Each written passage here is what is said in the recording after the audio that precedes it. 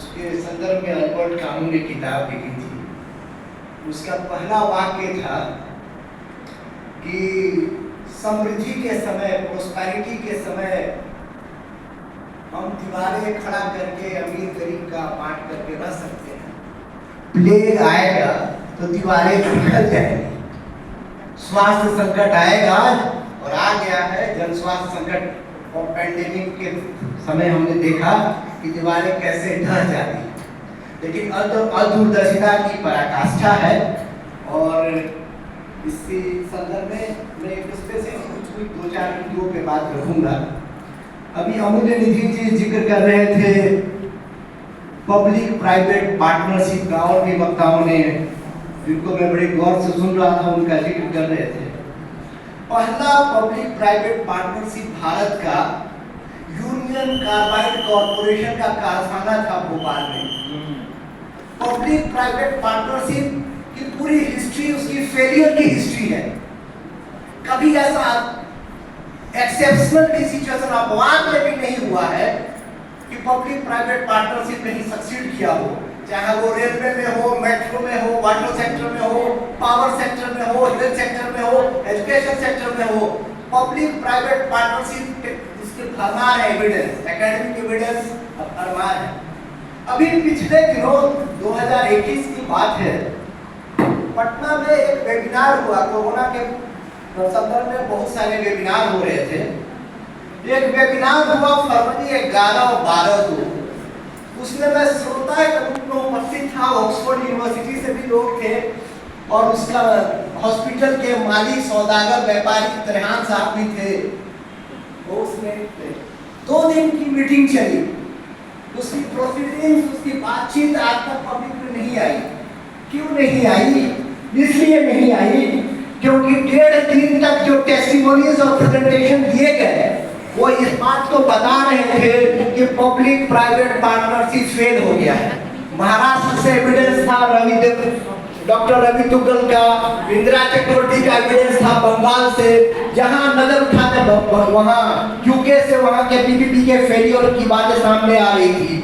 तो 1.5 दिन तक हर एक टेस्टिमोनी, हर एक प्रेजेंटेशन बता रहा था कि private sector participation health sector एक डिजास्टर है, फेलियर है, डिजाइन टू फेल।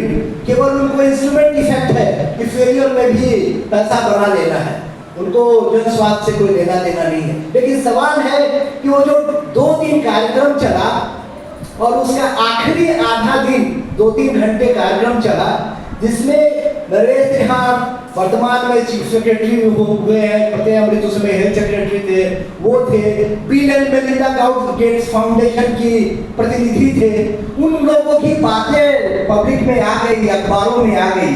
लेकिन बाकी 1.5 दिन क्या बात हुआ, क्या टेस्टिमोनीज रखी गई, एक्सपर्ट्स की क्या टेस्टिमोनी थी, उसको बॉयकॉट कर दिया गया, सेंसर कर दिया गया। मेरी ये मांग है इस सार्वजनिक मंच से कि वे बहुमूल्य दस्तावेज है, वीडियो दस्तावेज है और Asian development research institute Agri के पास उसकी रिकॉर्डिंग मौजूद है। पीपीपी पर व्हाइट पेपर आना चाहिए और यदि वो जन स्वास्थ्य के प्रति वफादार है तो उसको सार्वजनिक करें। पहली बात तो मैं ये कहना चाहता। दूसरी बात ये कि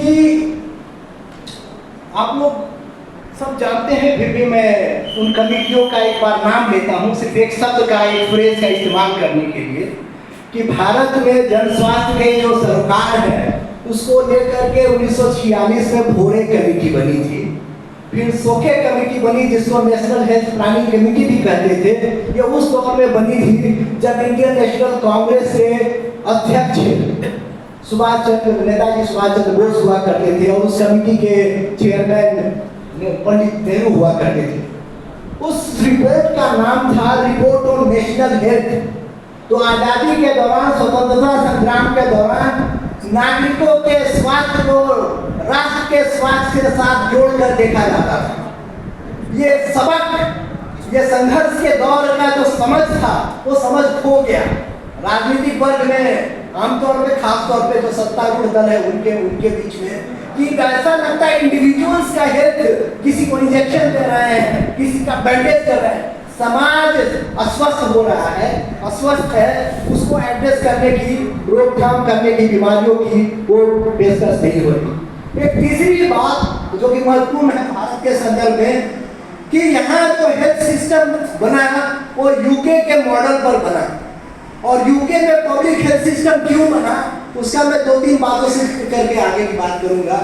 कि बोअर युद्ध में 1899 और 1902 के बीच में अफ्रीका में ब्रिटिश आर्मी युद्ध लड़ रही थी।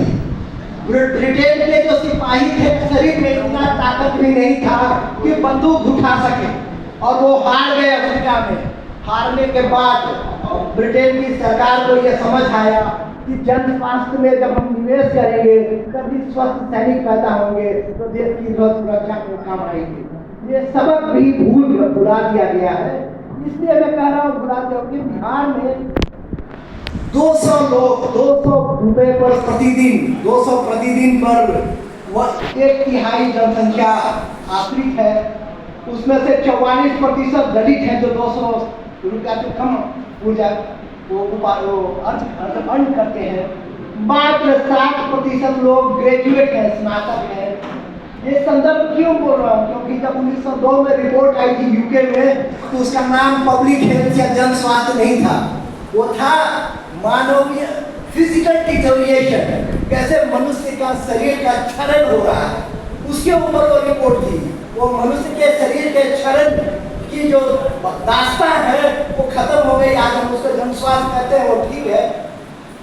यहाँ पर अपने राज्य में 2.76 करोड़ परिवार ऐसे हैं जो कि महीने में 6,000 से कम उनकी आमदनी है। ये क्यों मैं ये बोल रहा हूँ? व्यक्तिगत पर कैपिटा हर आदमी पर सरकार कितना खर्चा कर रही है स्वास्थ्य के लिए? 2016 में 348 रुपया खर्चा कर रही थी और 2022 में 1320 रुपया। आप ये समझ लीजिए 1 रुपया भी बढ़ा नहीं है। ये सिर्फ महंगाई के कारण कीमत ये दिख रहा है कि 1320 हो गया। ये सरकार, केंद्र की सरकार और राज्य की सरकार जन स्वास्थ्य के प्रति इतनी असंवेदनशील है। उसमें CAG के ऑडिट रिपोर्ट का डेटा है, वो उसका मैं जिक्र करके आगे बात बढ़ाऊंगा कि जितना बजट एलोकेट हुआ स्वास्थ्य के लिए उसका 69% 69% सरकार खर्चा ही नहीं कर पाई। तो ये तो खर्चा हुआ है जो प्रति व्यक्ति वो कई गुना ज्यादा होता यदि पूरा बजट खर्चा किया जाता। इतना निकम्मापन है स्वास्थ्य के प्रति और असंवेदनशीलता है कि लगभग 70% बजट खर्चा ही नहीं होता। बिहार में 22 लाख परिवार ऐसे हैं जो स्वास्थ्य के कारण पॉकेट से 80% खर्चा पॉकेट से करते हैं, और पॉकेट से खर्चा करते के कारण सब कर्ज में डूबे हुए हैं। तो ऐसा कर्ज में डूबे हुए लोग हमारे साथी नागरिक और बीमारियों से ग्रस्त लोग, उनके प्रति संवेदनशीलता से नीति कानून बनाने के बजाय पब्लिक प्राइवेट पार्टनरशिप को हैंडओवर करना बिल्कुल अन्याय है। असल में वो देशद्रोह की कैटेगरी में जाता है। और